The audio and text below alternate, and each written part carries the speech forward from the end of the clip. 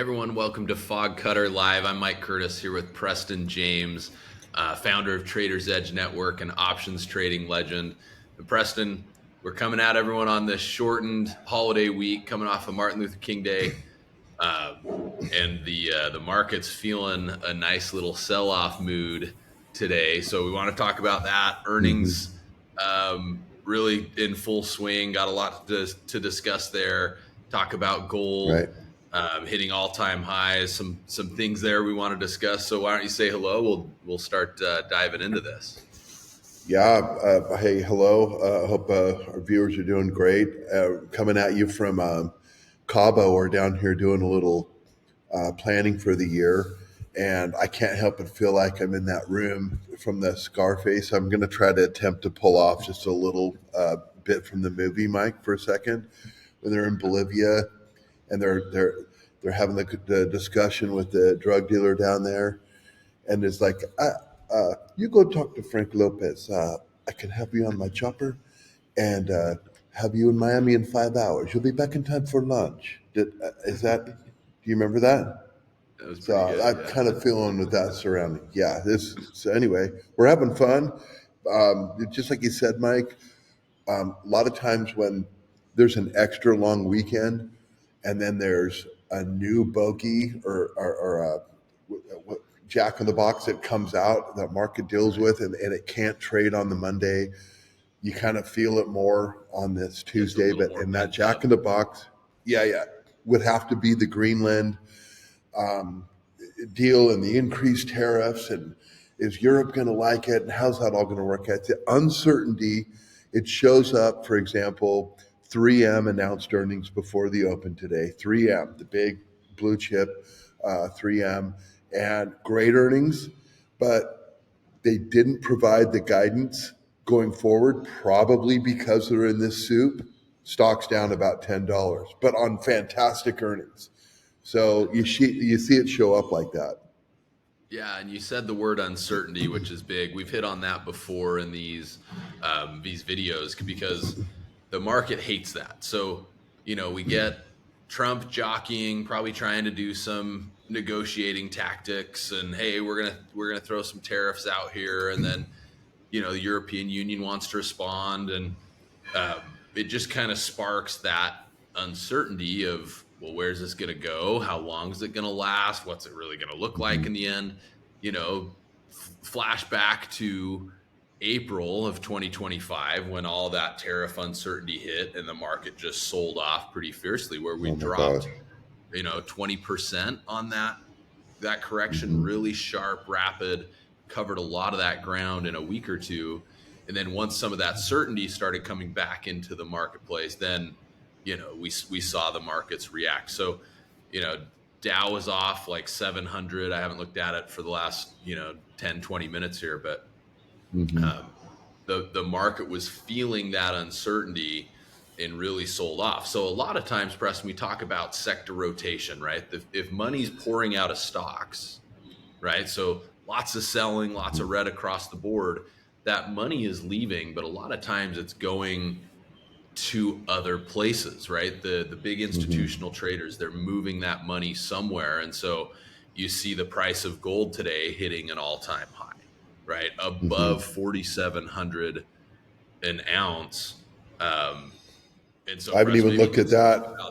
My eyes were on the bit. silver, and I was noticing other metals, and I was going to get to gold, but we had to start this. But wow, all-time high.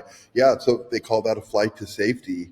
And Mike, also on days like this, I get extra curious about what stocks are maybe benefiting from a shift a little bit. And there's a stock out there that reminds me of NVIDIA in 2023 when it covered so much ground.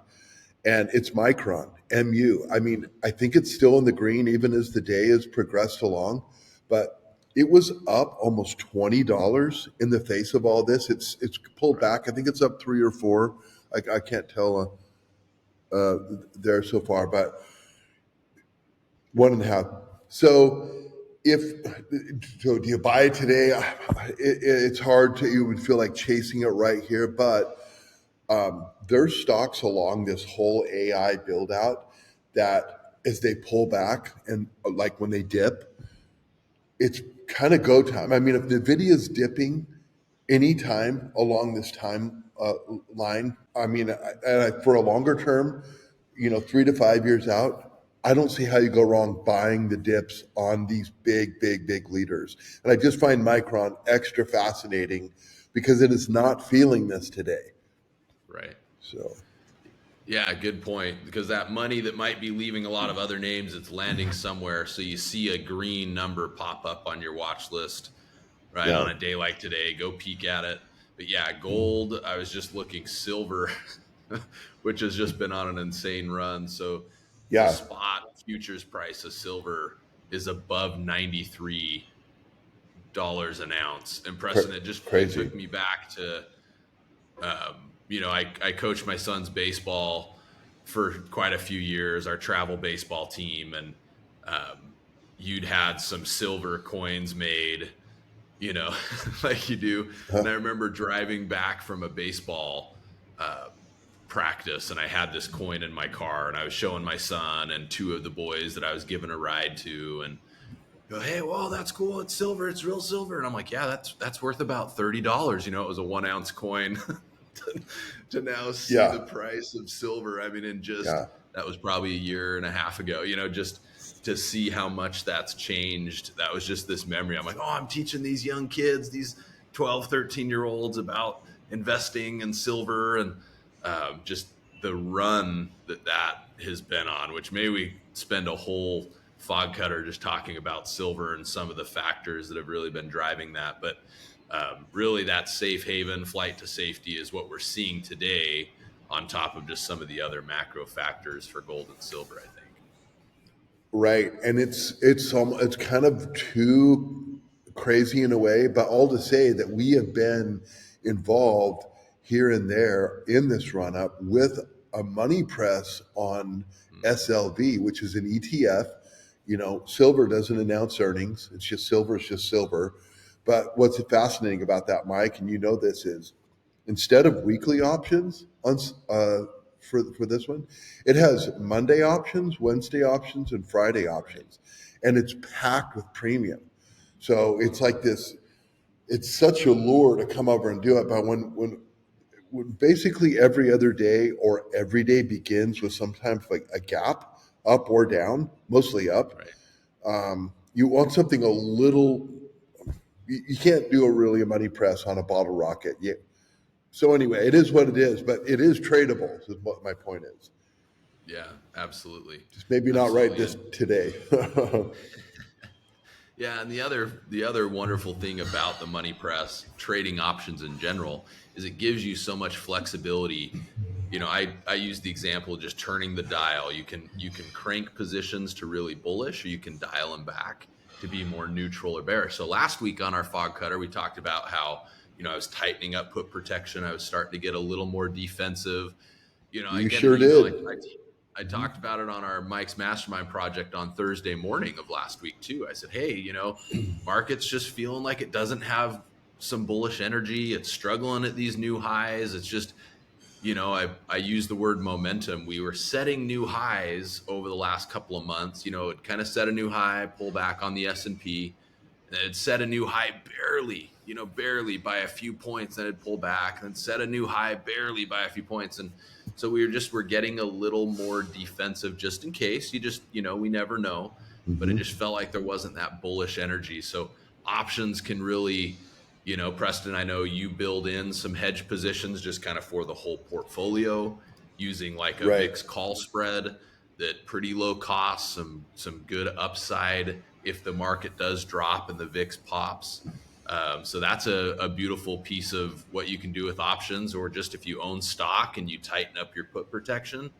A day like this, you just don't feel it as much. Hmm. So some of my stock positions, I tighten up the put protection. It's that downside insurance that's kicking in on days like this. And then what I like Hmm. to do, and Preston, it's a strategy you love, but selling calls against that same position, you Hmm. also have a little bit of a downside hedge by selling call premium above the stock price. So you get these days where the stock's dropping, that call premium is working in your favor from selling a call against your stock. And then if you own put protection, that's working in your favor. Then on a money press, if you tightened up the puts, you really gash and bring down the amount of downside risk. So if you're wrong, right, if there wasn't a Hmm. big drop today or throughout the rest of this week or whatever it might turn into, okay, you can still be making money, but it's maybe a little bit less. But Hmm. you've been defensive, so if something like this does hit, you've got a much more manageable downside exposure in your portfolio that you can usually navigate with less emotion, less Hmm. drawdown, and you can just kind of be on your way once it turns and you pull out of it. Exactly. And Mike, to turn that needle up just a little bit more, this is the true mind blower. And when you do it, you're wondering if it's legal. Are they going to come and get you? But you can, on assets you already own, the call can be sold. Now, that's your money to go do what you want. You can take that as income. You can have them send you a check. You can wire it or ETF it into your where you can spend it, whatever. But you can take the premium, which is the money that you collect from selling the call, and then buy put protection Mhm. with that capital. So in essence, you can buy insurance and not have a premium because so there's always a premium to pay. But if you pay for that with the cash you took in from the calls, and anyone listening to this that owns positions in stocks can do this, and this is crazy. And it's called a collar, but it's another versatility of options. Right. And Mike, I would dare say on days like this, I mean, you don't want to say it out loud, but when the market does go down, it's almost like before it goes down, it's like, let's see you go down, market, and not that you're rooting for it to go down, but if anyone overheard your thoughts, like if you were in the hotel lobby and you were like rooting, stocks are down, yes, like more, go, go, go. I mean, they would say, "Are you ready to check out?" Sir. Anyway, crazy. It's a paradigm Yeah. buster. For sure. So good stuff. So Preston, why don't we talk about just kind of the upcoming earnings? Anything you got your eye on? I know a biggie is Netflix after the close. Oh, on the economic calendar front, there's Hmm. not a lot going on. We do have some inflation, the PCE report. Um, I think there's like a GDP revision. So kind of a lighter week on the economic front, but Hmm. quite a few companies are kicking off. We're really heading into Yeah, the meat of earnings season. So what do you have your eye on there? yeah, really kicks off. So Netflix after the close today. I'm a big fan of Interactive Broker, IBKR. They announced after the close today, but just Procter and Gamble's this week, Charles Schwab, Johnson and Johnson, Travelers. There's big blue chip names coming in. Uh, Energy's actually holding up today. That's not a surprise either. More of a Right. flight to quality, but a lot Safe of haven. energy companies. Capital One, um, yeah. So we're really, and then the week after this one, it's even crazier. I mean, to scroll through all the earnings, it's that little menu bar along the right of your screen. It just takes a long time to get through them all. But that's where we are. We're in January earnings season, and we're starting a shortened week here on some real softness today. Yeah, good stuff. Well, we got a fun story from Glenn we want to share like always, but I did want to mention if you're tuning into this and we're talking about options and tightening up put protection or selling calls, if this is, racking your brain a little bit wondering what in the world do I do, come check out tradersedgenetwork.com. We have plenty of resources since 2003. We've been teaching investors just like you how to trade in the stock market, how to master options trading to go along with it. Our money press is kind of our core option trading strategy. If you're not trading the money press, you can get your own free copy, just cover a little shipping charge. It's freemoneypressbook.com. That's the best place you can start seeing if options trading is going to be a fit for you. We think it will be. Little new terminology, some fun things that you can start learning, but it's just an incredible journey that can transform you're investing. So, Preston, anything else before we share Glenn's story to sign this one off? No, let's hear from Glenn. All right, this is awesome. So, again, we love to share these. Hopefully, it sparks a little motivation, a little excitement. We love hearing feedback from our Traders Edge clients about how they're doing, starting to learn this. It's so much fun. So, Glenn said, I've generated profits exceeding $2,000 from money press trades of my own design. So, he's been trading Apple, Nvidia, SoFi. So, we can trade this on these big stocks, these big names, as long as they have these weekly options. He says NVIDIA continues to be a roll candidate. I've gleaned a lot of information about the nuances of the money press strategy from the cheat sheets. Great Nice. stuff. So we have a little money press cheat sheet document that can ride along as you dive a little bit deeper into this. I'm having a great time going through the instructions, and it is easy to grasp. Thanks to you for your clear instruction into the format. I'm getting into my second week of money press, so it's crazy. In his first week, he's seeing those types of gains.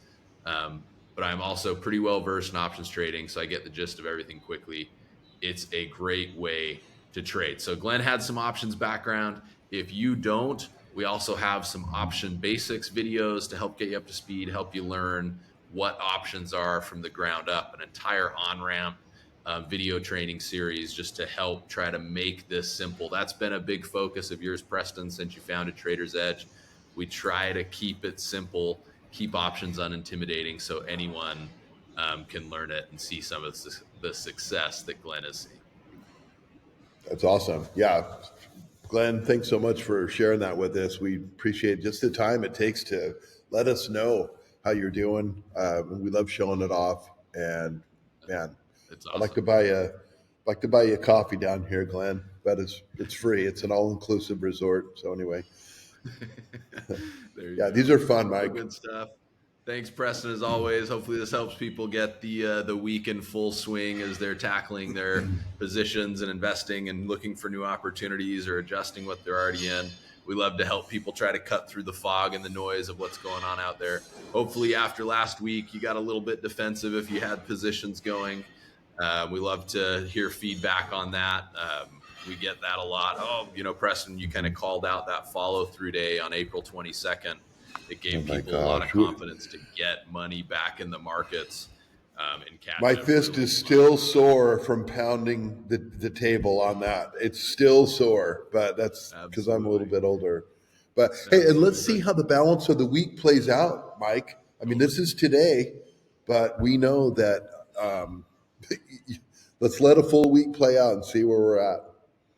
Absolutely. Good stuff. Well, thanks, everyone. We'll be Mm-hmm. back next week with more. Keep tuning in. We appreciate you taking the time. Hopefully, it helps give you a little bit of clarity. And Preston, thank you, of course, for all your thoughts and your insights. And we'll see everyone next week. Take care. All right. Take care, everyone. Thanks for tuning in.